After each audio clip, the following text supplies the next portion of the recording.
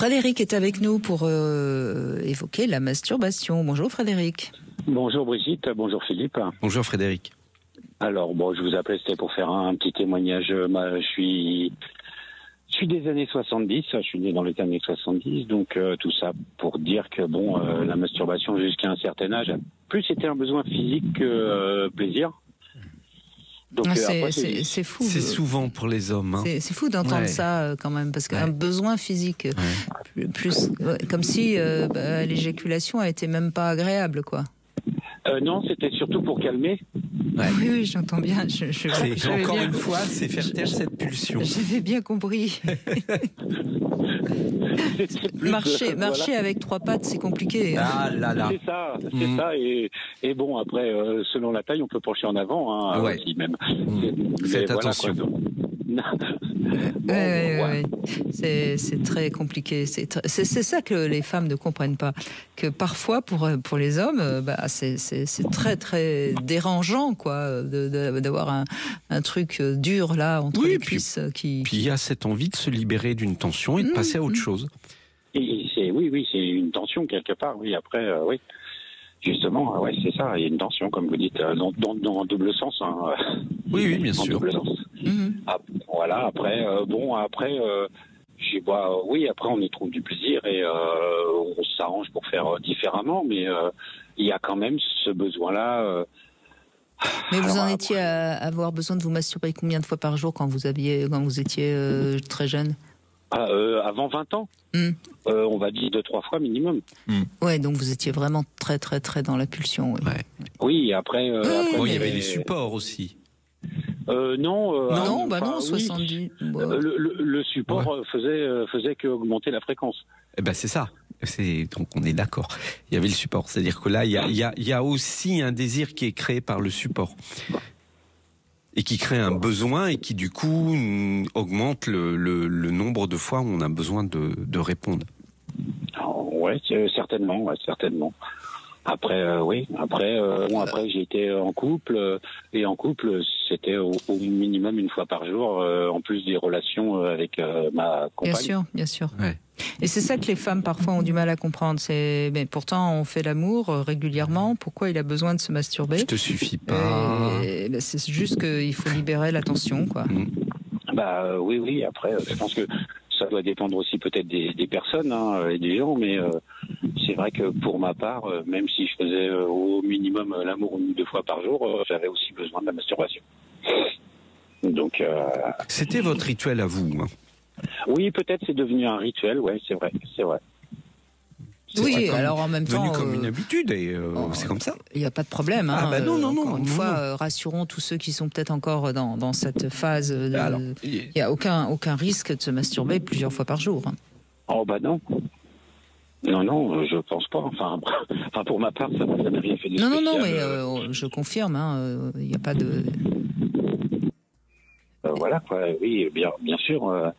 Je pense que oui, l'homme pour par pulsion, on a besoin aussi. Bon, après maintenant, peut-être, trouver des compagnes qui puissent le faire à sa place, c'est vrai que c'est toujours aussi agréable, mais je pense que l'homme a besoin aussi peut-être de ce rapport à lui-même.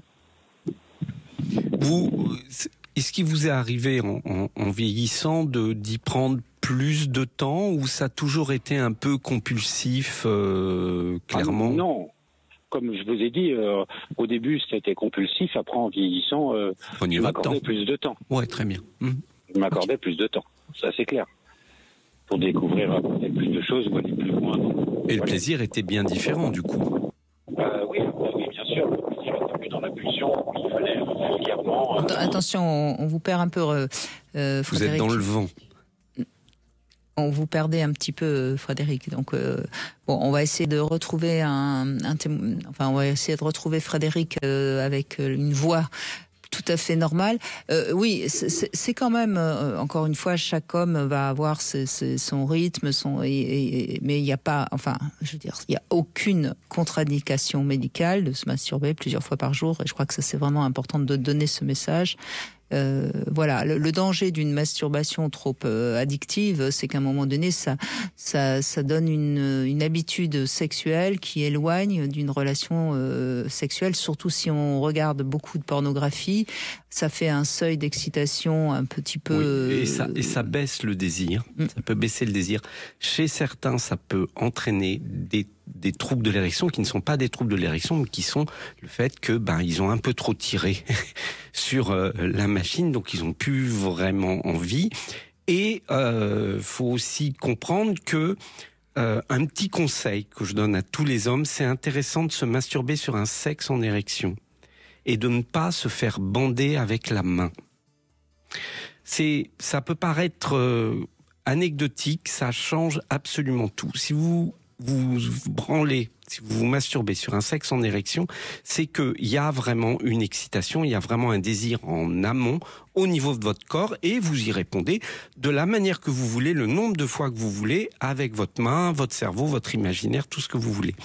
Si vous êtes excité par un support extérieur, par un truc dans votre cerveau, pas de truc, mais qu'en bas, vous êtes obligé de l'élitreuiller avec la main, faites attention.